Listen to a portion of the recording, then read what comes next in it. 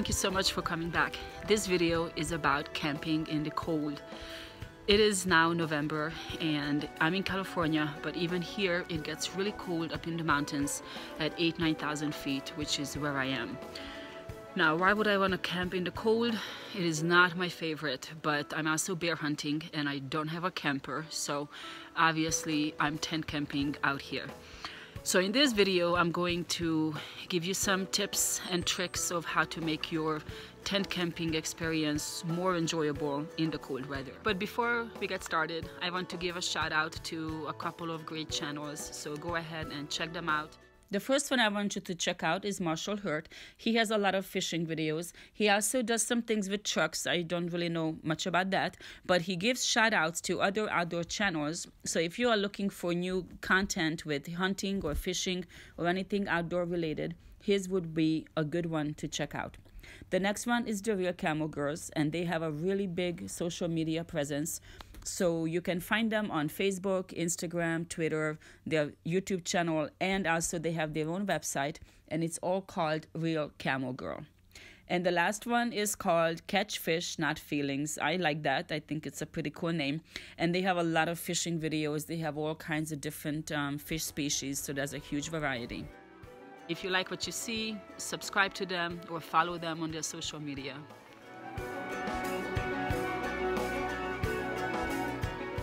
So the first thing I want to talk to you about is your tent. If you're camping in the cold, you have to have a tent, right?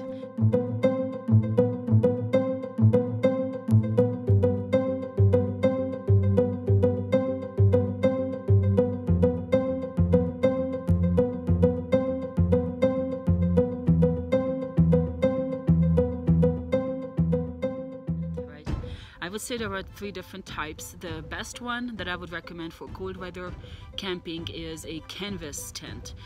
Basically the material is a canvas, so it's pretty thick cloth material and it keeps the heat really well. I don't have one. I have camped in one once and it's perfect. So if you're camping in the snow, you definitely have to get one. Otherwise, I would still recommend it. It is a little bit pricey, but I would say it's worth it. It's an investment. Now, the second types of tent is the one I have. It's actually behind me. I'm going to show you in just a little bit. I just bought it about a couple of months ago and I love it. It is called a 3-season tent. So it's not really designed for the winter or for the snow, but it is very suitable for cold weather. And then your final tent is like your basic tent that you could buy. I have camped in one for about 1.5 years. I actually have several sizes and they're great, but right now if I was sleeping in my old tent, I would be freezing to death. It's just not keeping the heat really well. There's too much circulation going on and it is usually better for the warm months. So what I like about this tent is that you can take the top off and then it's completely see-through. It is absolutely gorgeous to just lay in it and look out. Just think about your summer nights. You can sleep under the stars. It's awesome. But once you put that top on, and as you can see, I have 2 doors, front and back. So during the day, I can keep it like this. But once you zip up everything, it completely seals everything in. I mean, I have never slept so comfortable. That heater I have, that heat stays in there and I don't even have to have layers and layers of clothing. So this tent is my favorite. Number 2 is your sleeping arrangement. This will make a huge difference in how comfortable you are at night. So the first thing, most people will just sleep on the ground, meaning you have your tent and then you place your sleeping bag on the ground.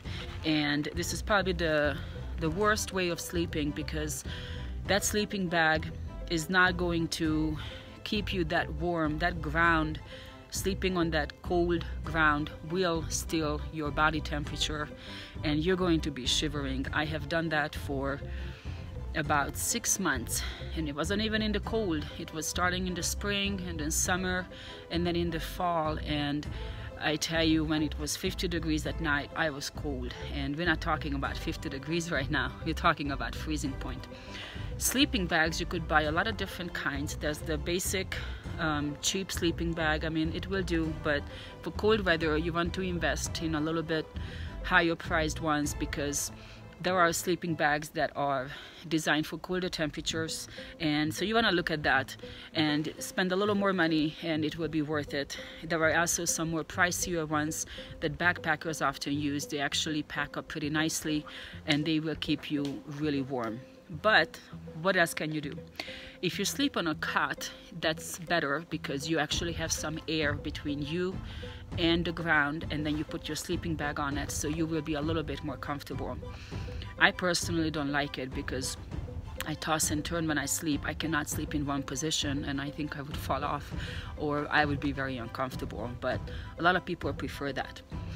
Now, you can sleep in a hammock, but that is definitely not the best for cold weather. I mean, you could buy a lot of additional things to make it warmer, and it will do, but it is recommended that you do not try out your hammock for the first time in the cold months. You want to wait until the warmer months, summertime, and then see how you like it. And if it is comfortable, if it is your thing, then you can invest in some more things to keep you more warm during the cold months. The other thing you can do is what I'm doing. I have a blow-up mattress, and it costs about $15–20 at Walmart. I mean, it's pretty cheap and it will last you a long time. So in this case, you have some air between you and the ground. You also sleep so comfortable. It's better than my own bed because it's blown up to be firm, so it's pretty hard, but not like sleeping on the ground. It is so comfortable, and it makes a huge difference in how warm I am. So let me show you my sleeping arrangement that has worked for me beautifully. I love it. I sleep so well when I go camping. So this is how I sleep. Like I said, I have a blow-up mattress, and then I have a couple of layers. I have this very thin blanket that's on the mattress, and then this is a sleeping bag. I just lay it down and it provides some more insulation. And then I have this sleeping bag. This is a little bit better. It's warmer. There's cloth inside, so I actually sleep inside it. I have this big fluffy blanket, and all this keeps me warm. And of course I bring some pillows, and that is where my dog sleeps. This is where I sleep, and this works out perfect for me. The next thing you need to invest in is a heater. There are different types. There are some that are smaller than this, and there are even those that are bigger. The way this works is you basically buy these green bottles, and they go right there. What you can actually do is, if you camp a lot, get a propane tank, a big one like that, because you will spend a lot less money. You have these three basic things you need to keep in mind: your tent, your sleeping arrangement, and your heater. Now, here are some more tips and tricks to keep in mind and use them to make your experience better. First of all, you always need a backup plan. You need a backup plan for everything, right? So for your tent and your mattress or your sleeping bags and all those things, you just double check before you leave your house, right? That's pretty simple. So your heater could give out, either your heater or you don't have enough fuel. So have additional propane tanks with you, just in case you thought you had more and you didn't. I actually had one time, I had a propane tank and it was almost full, and I don't know what happened. It just did not give out the propane, so I had those little green bottles. I twisted that in and that worked. So obviously it wasn't the heater, it was the propane tank, and this saved me. Now, if your heater goes out, obviously you're not going to buy two heaters. You don't need to do that, but you need to make sure you have additional clothing. So usually I only have a pajama pants, which is like sweatpants, and I have a t-shirt, sometimes two t-shirts and a sweatshirt, and that's enough for me to sleep with the setup I have. But I always bring thermal pants, a thermal shirt, I bring a beanie, I bring a little scarf, whatever you want to call it, I don't know, and I bring mittens. So I have all these, and additional socks, and I have all these just in case my heater gave out. I wouldn't be cold, I would still be comfortable. And this has happened before, and I put on all my clothes and I was fine. Another thing you can bring is hand warmers. They're actually great. I mean, they do last for hours and hours. So you could put them in your socks, put them in your sleeping bag. If your heater goes out, they will actually be a great alternative. Now, another thing, ice. you still need to bring ice. If you're bringing your food and you're cooking steaks on the campfire and things like that, you still need to have ice in your cooler, because during the day the temperature can still reach 40-50 degrees and you don't want that meat to go bad. You never ever want to take a chance with meat. However, you also need to make sure that you do not leave anything out, because it will freeze. So anything I left out, water, vegetables or anything, sour cream, everything froze. Interestingly, things in my cooler didn't freeze, so I left the meat in there and that wasn't frozen. You can actually make ice, so you bring some ice cube trays. I brought those and I poured water in them, and by the morning I had ice made, just in case you run low on your ice.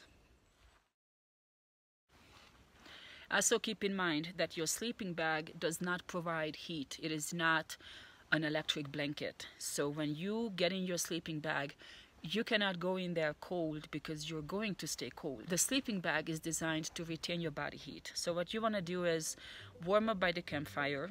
Do what I do. Turn your heater on maybe 10, 15, 20 minutes before you actually go in your tent. So by the time you go there, your tent is warm. And when you're warm, only then you get inside your sleeping bag, and that will retain your body temperature. Now, speaking of campfire, you probably want to have a campfire, especially when it's cold. So to be proactive, bring some firewood from home, because if you haven't camped in that certain spot, you don't know if you're going to have any wood. Just bring a little bit of everything, at least for the first day, to get you started.